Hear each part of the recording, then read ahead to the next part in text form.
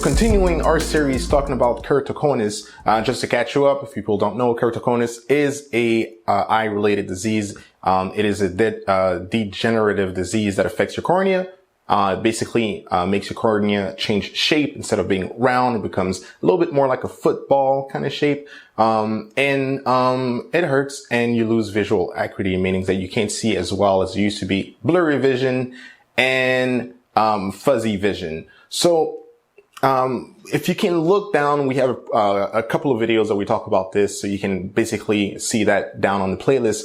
What I want to catch you up on is more recent event. I had the corneal transplant did not too long ago. It was a arduous process. So just to explain to you what I went through, I went there. They gave me something to calm me down. I sat down on the operation table. They put a needle just below my eye to be able to numb the pain, and they started working on my eye. You are not, at least I was not asleep during that time. It was about 2 hours in the surgery room, where I was pretty much aware of everything. And sometimes you can feel not pain. I just want to reassure you during the surgery, but you can feel like tugging and stuff like that onto your eye. It is not a pleasant feeling, but at the same time, it wasn't hurting.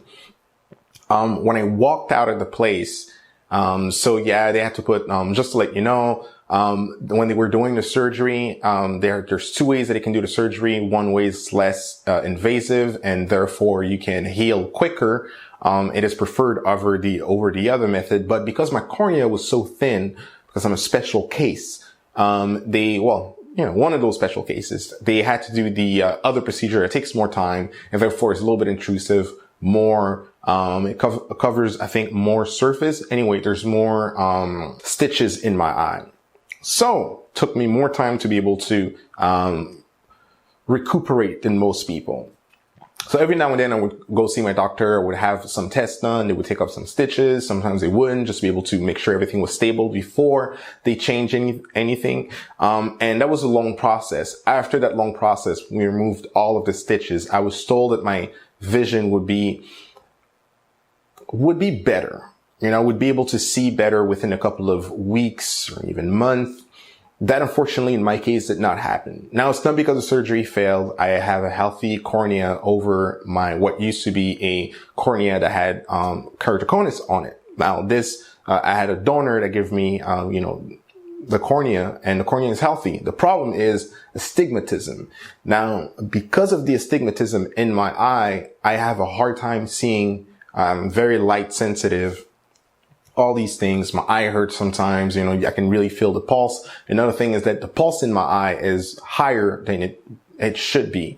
Those are things that you can see happening when people have glaucoma or whatever. But I don't have glaucoma, but I have a high, pulse rate here in my eye. So that's not really a good thing. So of course now I received new drops. So I have a long set of drops that I have to take to be able to manage not only that, but also to make sure that my eye doesn't reject the transplant. So it's a lot of different things that kind of change your life, right? You have to really take care of your eye, which, they say the jewel of your eye, or really, for me, my eyes are one of the most important things. And that's why I had to take a long break to recuperate and to make sure that I was as healthy as possible going back in. Now, I went to see my doctor recently. My vision is not getting better. It's actually getting worse. So she told me the astigmatism is getting worse. I would have to have another surgery. And that's what prompted me to make a video and continue to document the whole thing, journal the whole thing, even if it's just, let's say, for myself to remember what I went through, or if it can help one person. So definitely, if you have keratoconus and you're watching this, or if you know someone else that has keratoconus, please share that with them. So we can talk about this. So the surgery I'm gonna get, it's called a PRK. I couldn't remember. It seems that it's a lot like the cross-linking surgery, which the cross-linking procedure was, putting drops and then, some UV light, and they would scrape over your eye to try to reshape it. And it sounds exactly like what it is. It is not pleasant and it hurts afterwards. I can tell you that the cross-linking hurt more than the corneal transplant on the offset, I should say, like right off the bat. It really hurt when I came back home after the cross-linking. I had a hard time seeing please check that video that I've made, the first video in the series. You'll know what I'm talking about and you'll see what I'm talking about because I was out.